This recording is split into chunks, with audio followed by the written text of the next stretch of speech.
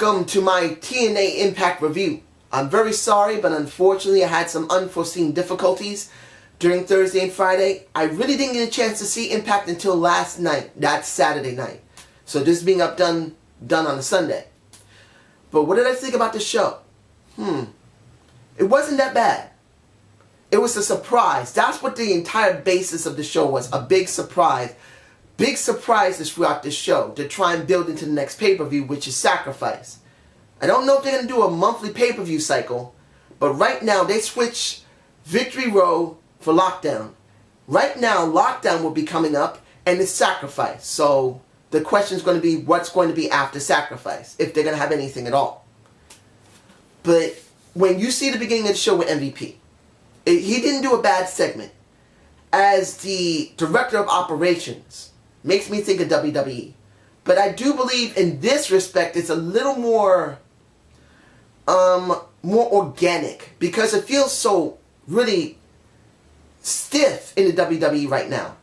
Even though they are building up into their WrestleMania and it's coming soon and they're not doing 100% badly, I do believe this is a little more organic. Doesn't mean it's better, it just means it's a little more fluid. The problem I had with the entire segment when it came to Samoa Joe, Magnus, MVP, and the Abyss is the Abyss. Abyss coming back with Magnus does to a point have some sense. But it doesn't mean it's the right thing for at least me personally. The Abyss didn't get brought back in time. He'd been gone for 2.5 years. He didn't come back in a very good storyline. I think the writers were just tired about it and just said, you know what, let's just throw it out there and get it over with.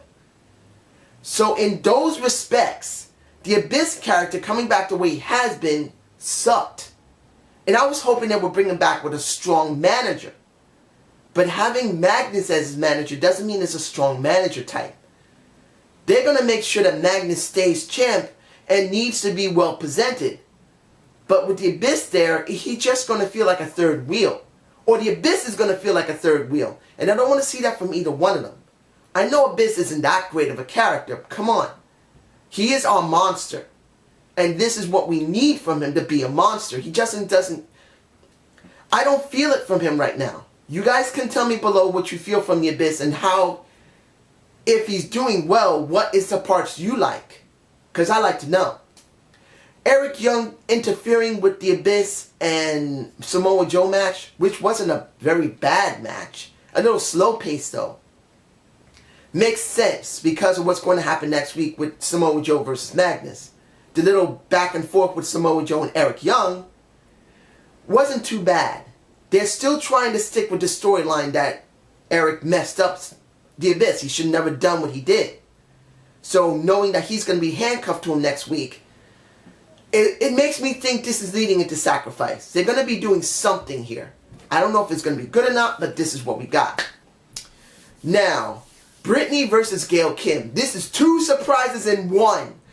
Thank you, TNA. Thank you. I enjoyed this.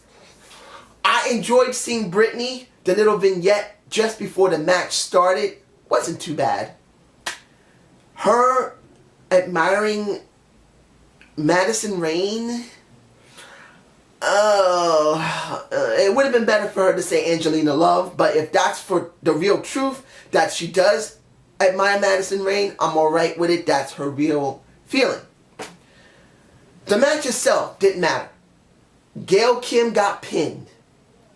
And it was Lady Tapper that caused that mess in the first place. No problem with that. Brittany gets the win. Lady Tapper finally breaks away from Gail Kim. Is now going to have a feud with Gail Kim. Yes, sir! I'm going to say it like my cousin used to say it. Thank you, God, that we now have the TNA knockouts getting more than what they had before. We have gotten strength. We have gotten women. Say amen to my brothers and sisters. I'm not Christian, but this had to be said. Thank you, TNA. Thank you. You now gave us 2 viable women in the knockouts division. And that doesn't even talk about the next person I'm about to talk about. That when I saw her beautiful face and those lovely puppies, I just said, what? Yeah! Like that. Angelina Love comes back. Ladies and gentlemen, seeing her with Jeremy, and for some reason the broadcast messed up when they were going to talk. So I didn't get a chance to see her talk. I just saw her walk away. I loved it. Even that little snippet that was cut up because of a bad transmission. I didn't give a flying frack. I loved seeing her. Going to the ring, calling out Velvet Sky is not something I wasn't surprised about. I was hoping Madison Rayne was going to be there, and she wasn't. I'm glad. It had to be the founding members of the Beautiful People, which I'm glad to see. The crowd really did make... Look, I'm going to be honest here. The Orlando crowd is notoriously not interesting. But under this situation, because of the surprises, it wasn't that bad of a crowd. Angelina Love saying to Velvet Sky, we need to come back. And I did feel this is a work and a shoot. Because it did feel very organic. This is what the show felt to me mostly. Organic. Something that was actual, that was real. And I enjoyed seeing this. Seeing that Angelina Love told her, look, I love you, girl. Let's bring the Beautiful People back. Velvet Sky being honest, saying, look, I managed to do this stuff on my own. I don't know if I want to go back to the Beautiful People. Because once you left, and particularly when she dealt with Winter, the lesbian bit that never fully gotten exploited by TNA when the, let's see, the Hogan regime didn't do it, really brought it down for them. So, seeing that she's reluctant and needs to think about it, actually it's going to be good. Now, does this mean we're going to get a feud between these two? I don't know. I don't know if that's the wisest thing to do. But it doesn't mean it would be totally I would be against it. I'll be glad to see a feud maybe between Angelina Love and Madison Rayne turning dark. Because as a face, Madison Rayne is totally shit. But like I said always in my reviews before, if I had a woman in front of me, even if it's a Madison Rayne, butt naked saying, come to me baby, I'm not going to be too much of a, not saying okay. I'll have a world. I'm not going to say it like that. I'm not trying to sound sexist either. I'm just being honest. This is not what we really like. Madison Rayne's not a very strong face. She's not. She's better as a heel. And she's not a great heel either. But at least if Angelina Love has basically a feud with Madison Rayne, I would not be opposed to it. This would be good for her to cut her teeth on. Now, the next thing I want to talk about, which was a surprise. The one who spoke the best amongst EC3, Rockstar Spud, Bobby Lashley, and MVP was Rockstar Spud. The segment Rockstar Spud was in, he shined. I love Rockstar Spud. And he shined in this segment. I mean, I still like EC3, and I do believe they're kind of sacrificing him for Bobby Lashley. That's just me. An old WWE guy who went to MMA, just like Brock Lesnar, went to TNA before that, came back. I really do believe that he's being sacrificed a little bit here, and I don't like to see that. He's a good character that can be well built, but I believe they're going to sacrifice him for Bobby Lashley. That's just me. But Rockstar Spud is the one who shined the most in this segment. I love Rockstar Spud. And then having him work with Willow, we know it's the alter ego of Jeff Hardy, was not bad. That's a good rub for Rockstar Spud. Yes, he didn't win the match, but he did win, which was great. And I wish to say this about Jeff Hardy. Not everybody who comes from WWE can remake themselves. Now, this is far from making himself different. But it is something different from a Jeff Hardy. I'm actually enjoying this. The little parts about him walking around with the coat and then with the damn umbrella, which kind of seems weird, but actually fits with his persona. The laughing. We like, we love, we hate. What the hell? But it does fit. I'm not 100% opposed against Jeff Hardy being different. I'm not. I'm actually hoping that he'll continue adding a little bit to his new character and to his in-ring work. Because when you see him going up against Rockstar Spud, Generally, it's still his old in-ring work. But if he throws in a bits of staring at the camera, laughing, smiling, sounding a little bit like the Joker, actually makes it surprising. It may not be great, but it is surprising. In the end, he completely annihilates Rockstar Spud. And I believe this is the best thing for Rockstar Spud. He's more better in the back right now. But we knew sooner or later he had to be put into the ring. By him getting annihilated by Willow the way he did, and it looks like they may put a cast on his leg, he'll be in the back and still can do work. And that's what I'm hoping for. They don't have him come back immediately. Let him wear a cast on his leg and work with people throughout TNA. That will really bring it over for me personally. Now, the match that was good was Sanada and Tigre Uno versus the Bromance. Tigre Uno did alright. Sanada, who had the epic backstage segment with the great Muta. Now, like I said, I've never seen Muta before wrestle at all. I only heard about him. Over the years, I heard that this Muta, and he had gone by another name as well. I don't really remember what it was. But he did do some very good work. And I really did enjoy it. The work he did over at Lockdown was actually quite good. And the way he talked to Sanada was actually very poignant. They're combining Japanese storytelling with TNA storytelling. And I hope they do more of these segments with Sanada with the Great Muta involved. And maybe show more of the Great Muta wrestling for TNA. If Wrestle 1 is working with TNA closely, and I hope they're not stupid like WCW and break it off after a year, which was dumb.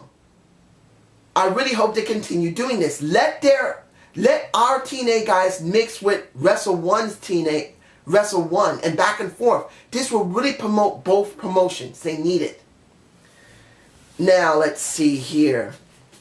The match that I'm glad wasn't too long, that was good, and that I hope that happens again.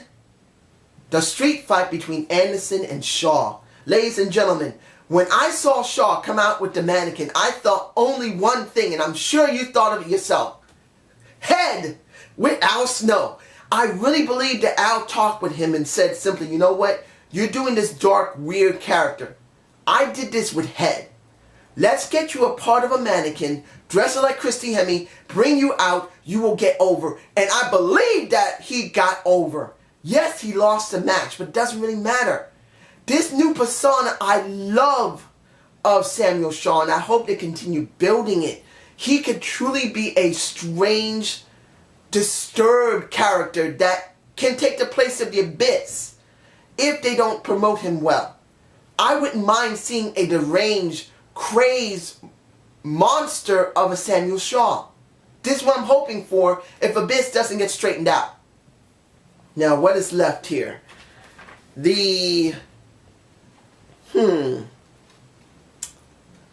Essentially, that's about it. The only thing left to talk about is what's going to happen with Bully Ray and... I'm going to say this honestly. The crowd did enjoy seeing Bully Ray kick everybody's ass. He took out the Bromance, he took out Zema Ion, he took out EC3, and he took out pretty much Robert Roode. At the end of the show, it was... it makes me angry to think this. Bully Ray on top. Like I said early in this review, the WWE guys have been promoted more than the TNA guys, but it can work to a point. In this respect, I don't believe it's going to work with him. Even though it looks like his face turn, at least for the Orlando crowd, was alright. I don't know what's going to happen when they do the World Tour in the next month, but I'm going to say this. I'm saying this honestly. Because he was such a terrible heel with Aces and Eights, we have been very, very biased, and I'm one of them. Seeing the Orlando crowd take him in as a face makes sense. Do I want to see him right now? No.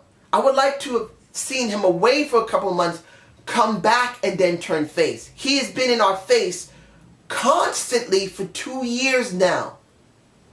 So I'm very tired of him. But I cannot deny that TNA in the last several months realized they need to change their product. And with Hulk Hogan not being there, Garrett Bischoff's dad, Eric Bischoff, is not there. Whoever's doing the writing right now realize they need to really step things up. Do I believe this is making me happy? No, I don't want to see Bully Ray, as I said earlier. But I cannot deny that he did a decent face turn. Will it stick is the question after this Impact. Like I said, we don't know how things are going to work in the next couple of Impacts going into Sacrifice. This is a very pivotal moment for TNA. They brought in basically 2 new knockouts, 2 new guys. They rebuilt Samuel Shaw. They've done something with the Abyss. They're still working with Samoa Joe, Magnus. They're promoting as much as they can the world champion in Magnus, which I'm not too bad about. I do feel he did get kind of minimized a little bit. But still, they're doing something better. It's a surprise for this show. But it doesn't mean I like all of it. I'm not going to be honest about it. I'm not fond of Bully Ray, and I'm not fond of how the Abyss is going. But I can't say the show wasn't bad. It was actually pretty damn good.